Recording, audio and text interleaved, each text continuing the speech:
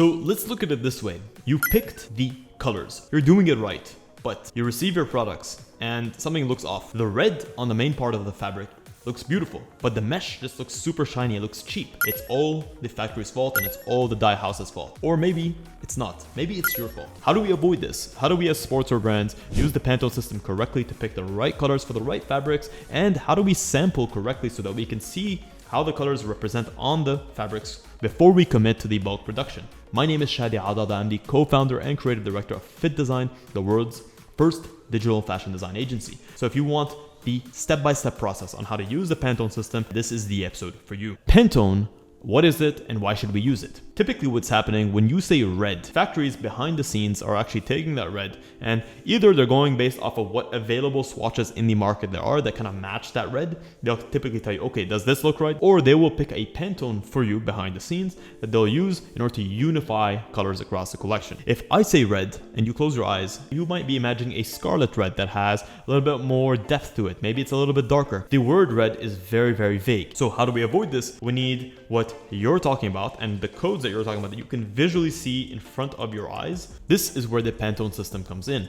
It's a set of color codes and each code represents a very specific type of color shade that is used. Pantone isn't a one size fits all. Not all Pantones are meant for fabric.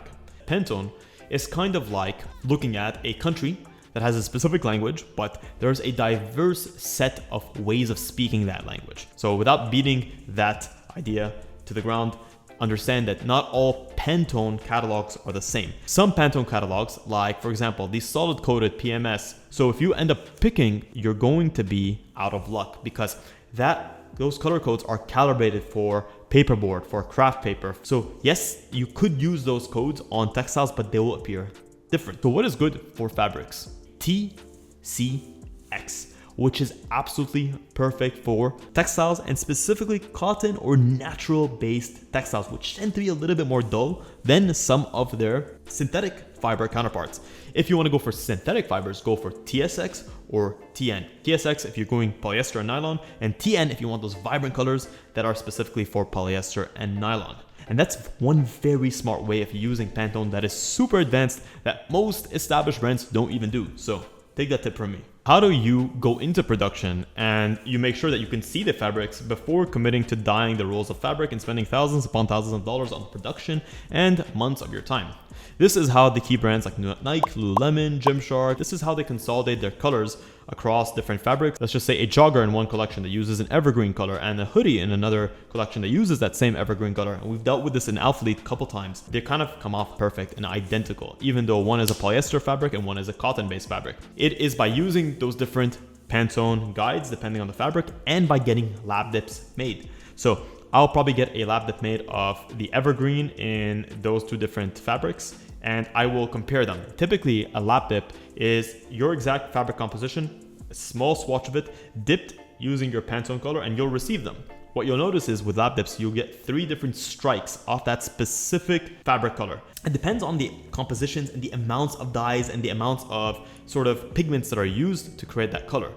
Sometimes the percentages can change a little bit depending on what the mixer says is the correct and accurate representation of that color in that specific fabric, and it could depend and it could differ. So you'll receive those fabrics and you'll say, okay, when I have my evergreen in the TSX and I have my evergreen in the TCX and I put them next to each other, oh, lab dip number 2 of the TSX really matches lab dip number 1 of the TCX, and when I put them together over each other, wow, there's literally no change at all. At the same time, if you can't find the evergreen in TSX, you could go for TCX of that evergreen on the polyester, and that in that case is even more important to have a lab dips because you could be picking, oh, number 3, which tends to be the vibrant or the most sort of concentrated color of that, is really doing a good job of counteracting the shininess of the polyester, and it really looks the same as on the cotton. So I'm giving you the insights right there that you would not have thought about. So that's a way to really consolidate, is to use lab dips and to approve the lab dips and which specific shade of lab dip that you want before you move into bulk production. The key takeaway here is, how do you as a brand use the Pantone system smarter and more effectively? Number 1 is making sure that you know the fabric that you're picking